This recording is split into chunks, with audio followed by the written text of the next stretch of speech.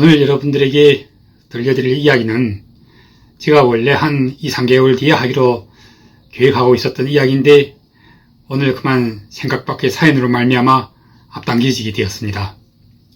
제가 이 방송을 시작한 지 2달이 좀 남짓한데 그 사이에 저한테 연락해 오고 있는 분들 가운데는 이북 출신의 시청자들이 적지 않더군요.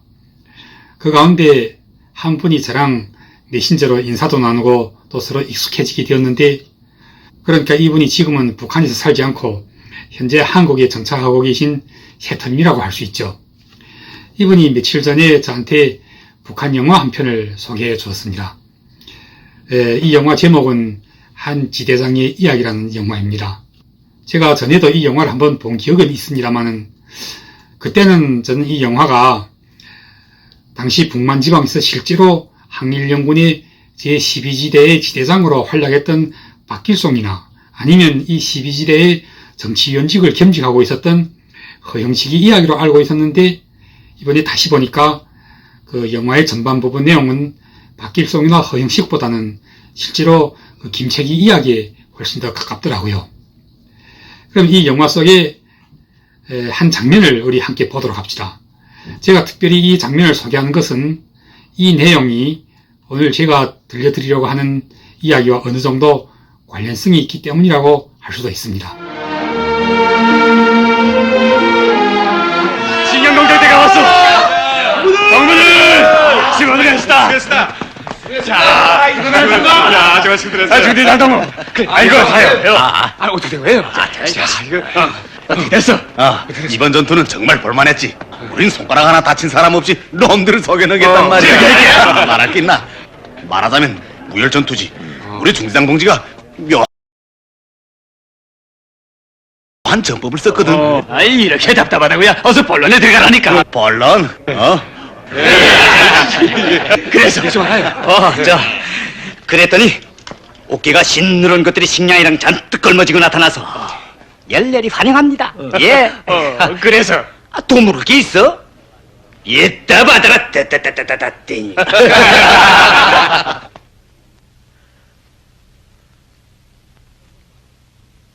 다시 한번 말해보시오. 동지들, 나는 곤란 앞에서 무릎을 꿇고 우리 조선인민혁명군의 위신을 절약시켰으며 인민의 신임을 저버리고 일부 대원들 속에 일시적인 사상 동료를 가져오게 한 손중관 동무를 중대장 직위에서 철직시키자는 것을 제기하오.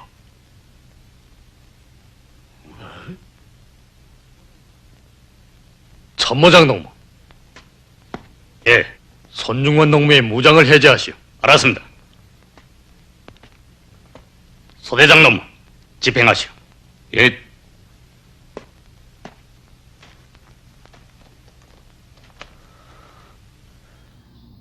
방금 보셨다시피 이게 무슨 내용이냐면, 당시 항일연군 이 부대에 식량이 어려울 때 중대장이 당지 그 토벌대 놈들에게 우리가 귀순하겠으니 쌀을 좀 가져다 달라고 속인 뒤에 토벌대가 그걸 진짜로 믿고 이제 쌀을 가져다 주었는데, 이 중대장이 쌀은 받아 챙기고는 토벌대는 모조리 죽여버리고 돌아왔다가 처벌당하는 장면입니다.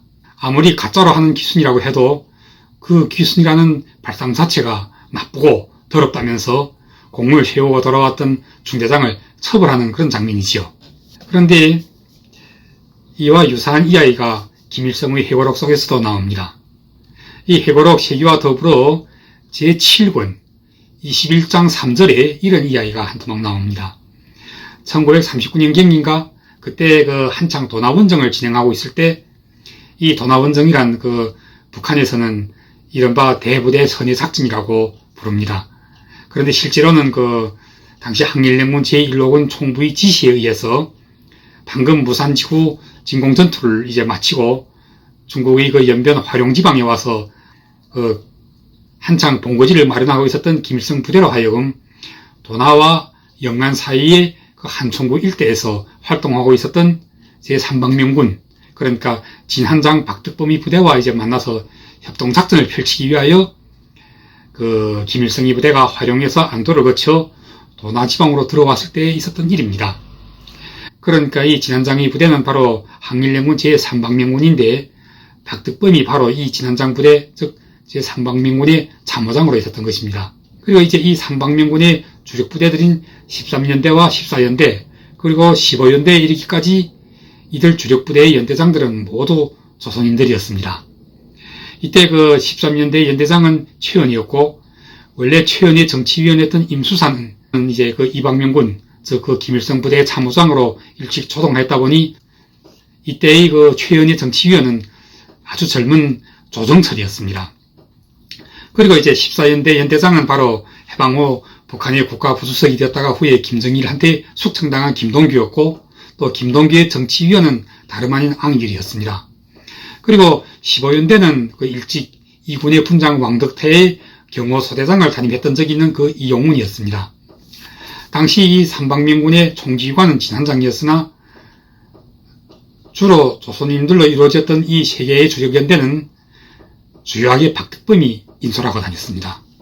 그래서 김일성 회고록에서도 이때 발생했던 사건을 가리켜 이른바 박득범 사건이라고 이제 표현하기도 하는데 중국에서는 박득범 사건이라고 표현하지 않고 그냥 우심정자산 사건이라고 명명하고 있습니다. 먼저 김일성의 회고록에서는 이 박득범 사건에 대해서 아주 비열한 방법으로 식량을 해결하려고 했던, 그래서 이제 어디에 내놓고 말하기도 거북한 나쁜 행위였다고 비난합니다. 방금 우리가 그 북한 영화에서도 보았다시피 그 중대장이 가짜로 귀순하는 방법으로 이제 식량을 해결하고는 그 식량을 가져다 주러 갔던 토벌대는 모조리 소멸하고 돌아오지 않습니까? 바로 그 중대장을 처벌하는 장면에서 보았듯이 말입니다. 그런데 중국에서는 이 사건을 그렇게 비난하지 않습니다. 왜냐하면 당시 그 1940년이 가까워 오면서 항일연군은 정말 어려운 역경 속에서 간신히 버텨오고 있던 때였고, 실제로 항일연군이 토벌대의 포위에 들었을 때는 일단 귀순하는 방법으로라도 부대를 살리고 보자는, 그래서 실제로는 먼저 귀순했다가 나중에 다시 또 도주했던 그런 사건들도 자주 있었습니다.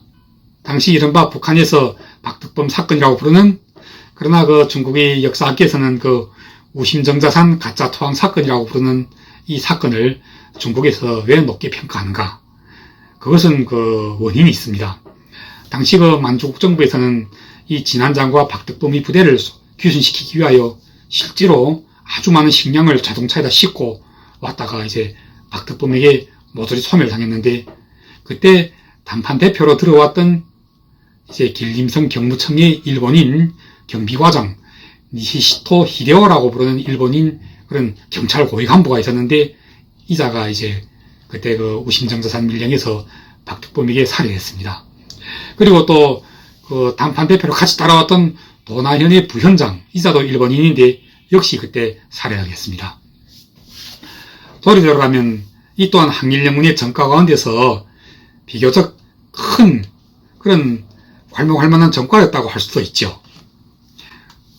그런데 이제 오늘 제가 하려고 하는 이야기는 결코 북한에서, 그리고 이제 김일성의 회고록에서 그렇게 비열하다고 비판하고 있는 이른바 박득범 사건이라고 불리는 이 가짜귀순 사건이 아닙니다. 이 가짜귀순 사건을 언급한 회고록, 그 김일성의 회고록 7권은 계승본입니다. 즉 김일성이 사망한 뒤에 김정일이 이제 계속하여 북한의 당중앙 역사연구소 관계부문을 지휘하여서 이 회고록을 회고담을 정리하는 식으로 계속 진행한 것입니다. 그런데 나는 이 부분을 읽으면서 솔직히 이런 생각이 들더라고요. 만약 김일성이 이때 죽지 않고 살아있었더라면 과연 이 부분 내용을 이런 식으로 회고록 속에 넣을 수 있었을까 하고 의문이 듭니다. 왜 쓰겠습니까? 왜냐하면 이 박득범 사건이라고도 불리는 이 사건은 정확히 1939년 6월 14일에서 24일 사이에 발생했던 일인데, 일본군 쪽에서 그 박득범의 요구대로 자동차에 식량까지 싣고 왔다가 살해당했던 그날이 바로 24일에 있었던 일입니다. 항일연군 제3방명군 13연대, 그러니까 이 13연대 연대장이 바로 최연이었습니다. 그때 이제 최연은 토벌대를 모조리 붙잡았고 단판 대표들을 직접 묶어가지고 산속에 들어가서 처형했는데, 이 처형을 집행했던 중대가 제3중대였는데 중대장이 바로 중국인 동순빈이었습니다. 이분이 이제 해방 후에 중국에서 1990년대까지 살아 있었습니다. 이분이 1969년이던가 그때 이제 중국에서 문화대혁명 한창일 때 중국의 하남성 정주시 한 노동개조 농장에 쫓겨가서 이제 노동을 하고 있었는데 그때 마침 중국에 방문 왔던 북한의 최용건이 중국의 주운대 총리한테 항일연군 시절에 자기 부하였던 동순빈을 이제 만나고 싶다고. 그래서 바로 그날로 이제 주운대의 지시에 의해서 이 동순빈이 농장에서부터 북경까지 불려왔던 일이 있었습니다. 그날 최용건을 만나고 나서 주운대는 바로 이제 동순빈이 노동개조를 정지시키고 다시 고위직에 오를 수 있었는데 그때 동순빈이 다시 고위직에 올랐던 그 고장이 바로 지금 우한 폐렴물로 이제 유명해진 중국의 호북성 무한 우한의 철로국 당위원회 서기였습니다. 저는 이분을 1990년이든지 이듬해 1991년이든지 하여튼 오늘의 사천성 성도시에서 이제 휴양 생활을 하고 있을 때 찾아가서 이제 만나 뵙고 인터뷰를 진행했던 적이 있었습니다. 그때 이제 인터뷰 과정에서 비교적 자세하게 알게 된 사연인데 문화대혁명 때 그가 반란파들한테 이제 붙잡혀 나와서 투쟁 당하였던 것도 바로 1939년 여름에 있었던 바로 가짜기순 사건, 그러니까 이제 북한에서 말하는 박덕범 사건에 연루되었더라는 것입니다. 그때 반란파들이 그게 가짜기순 사건이냐 아니면 진짜로 기순하려고 하다가 당시 삼방면군의 중국인 지휘관이었던 진한장에게 발각되어서 진짜 기순하려다가 제지당했던 것이 아니냐고 의심을 받았다는 것입니다. 그런데 듣고 보니 실제로도 이제 의심을 살만하긴 했습니다. 왜냐하면 그때 이 가짜 기순 작전을 주도했던 박덕범이 후에 실제로 기순하였다 보니까 결과적으로는 가짜 기순이 종당에는 진짜 기순으로 바뀌지 않았습니까? 그때 박덕범이 귀순하고 났을 때 일본군에서는 그가 우심정자산 밀령에서 가짜 기순 작전을 벌여가지고 일본인 아주 고위급의 경찰 간부 한 사람을 죽였고 또 당시 도나현의 부현장으로 있었던 역시 일본인인데 이 부현장도 그때 함께 밀령에서 살해당했습니다.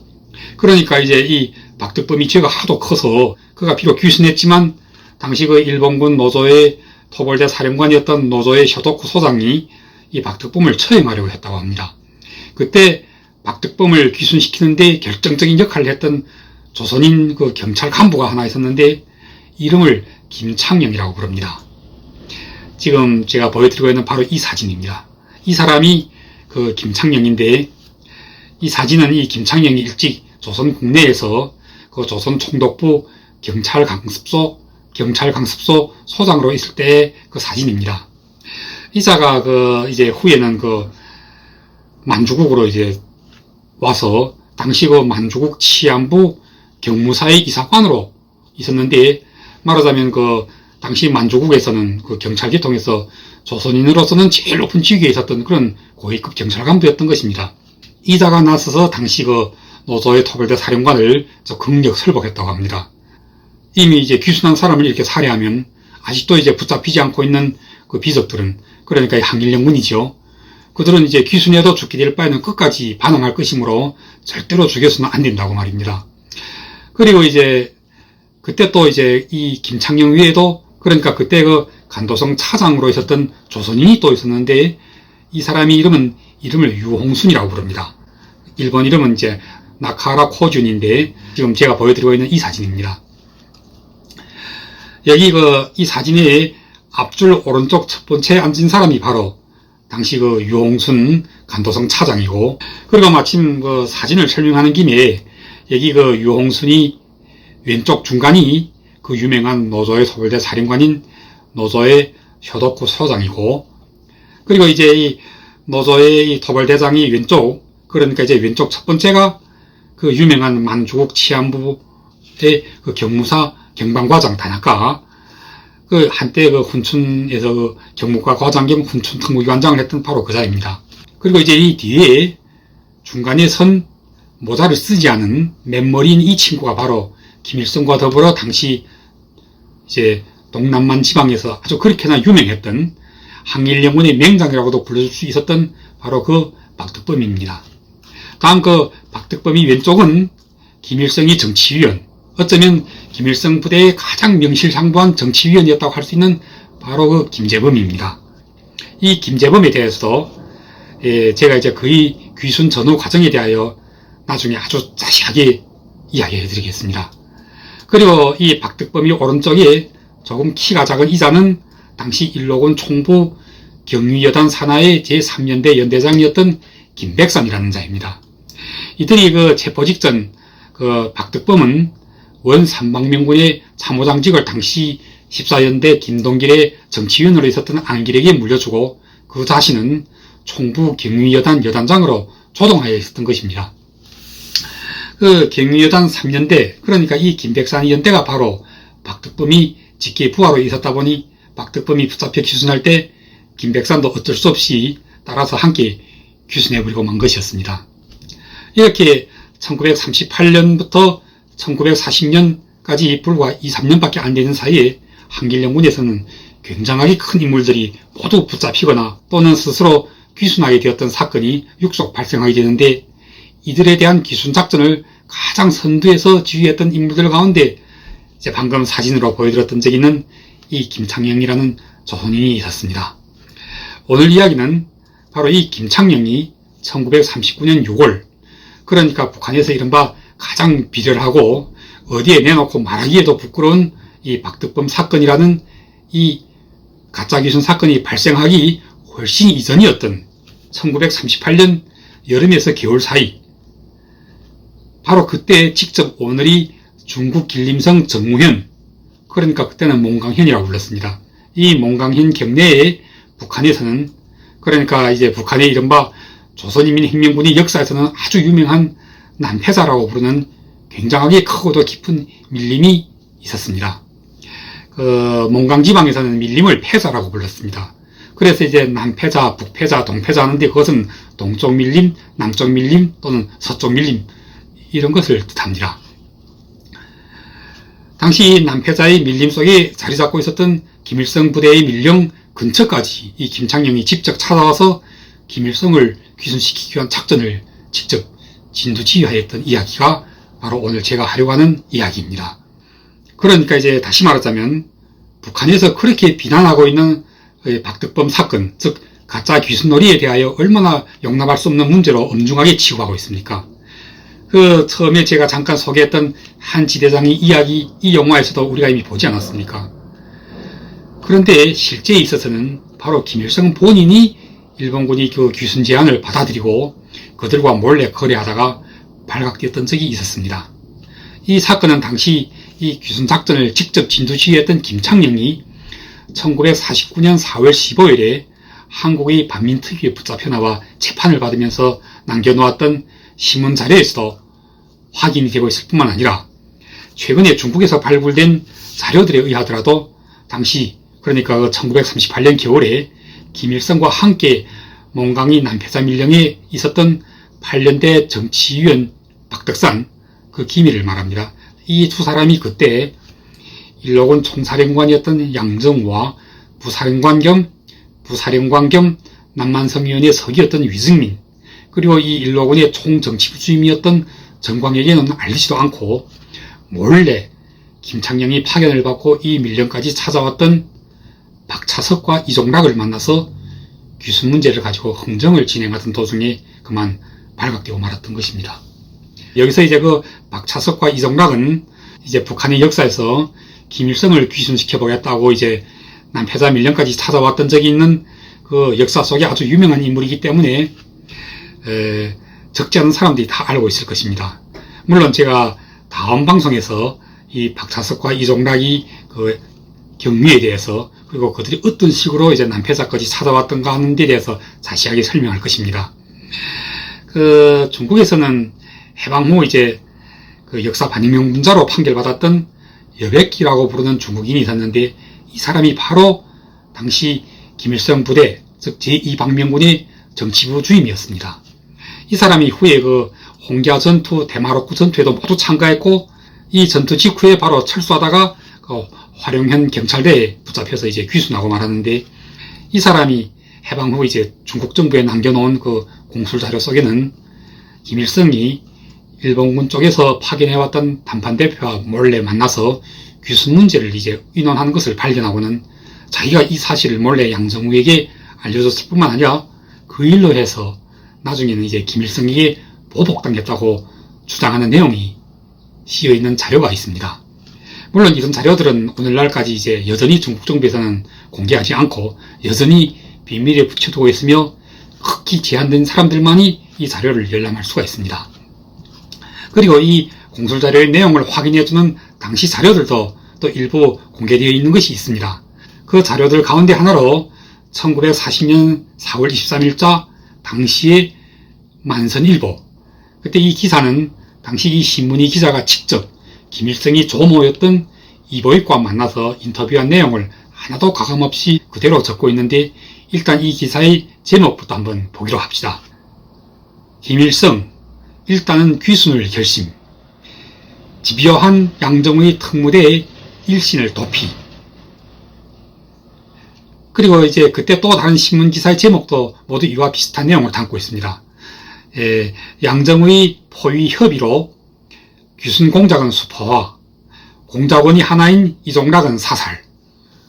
여기서 이 집요한 양정우의 특무대의 일신을 도피란 무슨 뜻인지 한번 풀이해 보겠습니다. 제가 알기에 양정우에게 따로 특무대라는 그런 부대는 없었고요.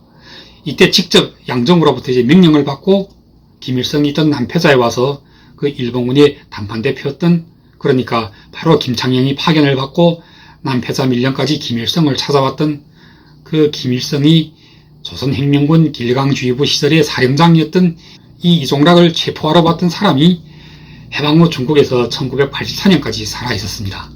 이분이 바로 김일성이 육문중학교에 다닐 때 그를 공청원으로 발전시켜 주었던 송무선이라고 부르는 김일성의 혁명선배였던 것입니다. 물론 이 송무선이 항일영문에서는 김일성보다 지위가 낮았습니다.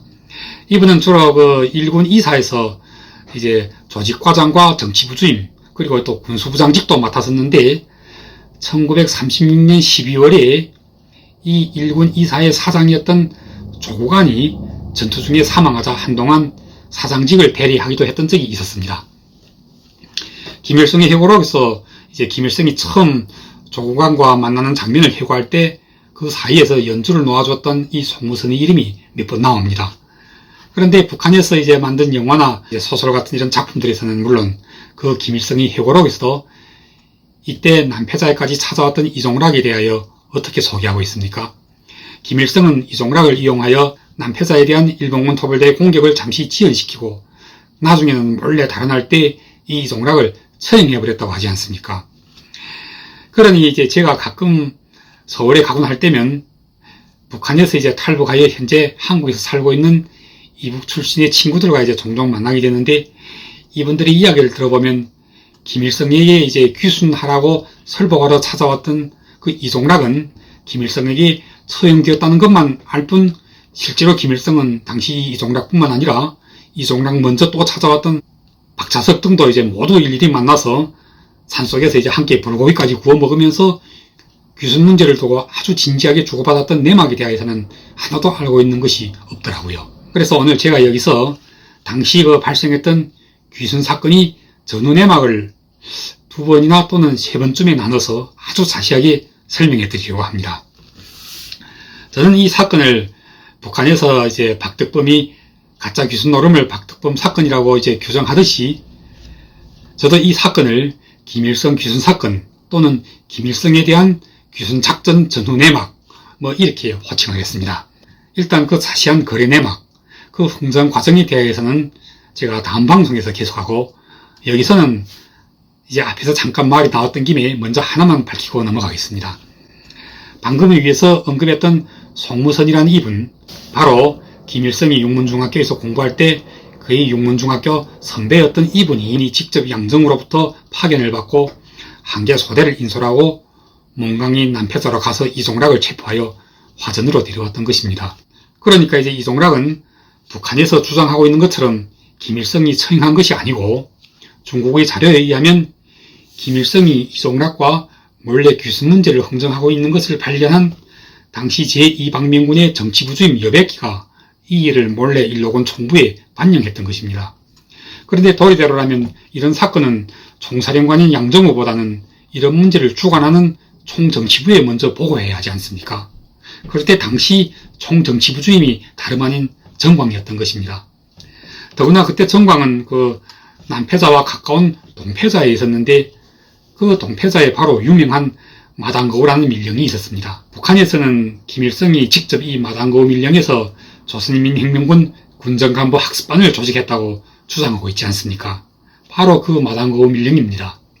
실제로는 일로군 총정치부주임이었던 정광이 그곳에 있었으며 그 군정간부 학습반이라는 것도 사실에 있어서는 일군의 고위급 지휘관이었던 정빈, 안광훈 등이 당시 귀순한 이후 위증민과 정광에 의해 일로군 총부 산하의 군정간부 학습반이 그곳에서 조직되고 있었던 것입니다. 그러니까 이 또한 북한에서는 위증민과 정광이 한 일을 자기들 위대한 수령 김일성 장군이 했노라고 왜곡하고 있는 것입니다. 그러니까 다시 말하자면 이 마당거우 밀령에서 조직되었다는 군정간부 학습반도 바로 일로군 총정치부에서 조직하였던 군정간부 학습반을 김일성은 자기가 한 것이라고 도적질하고 있는 것입니다. 아무튼 그때 이제 여백기가 남패자에서 가까운 동패자의 그 마당거우 밀령에 달려가서 일로군 총정치부주임 정광에게 이 사실을 보고하지 않고 직접 이제 양정무에게로 사람을 보내서 보고한 것은 그 자신이 바로 정광을 믿지 않았기 때문이었습니다.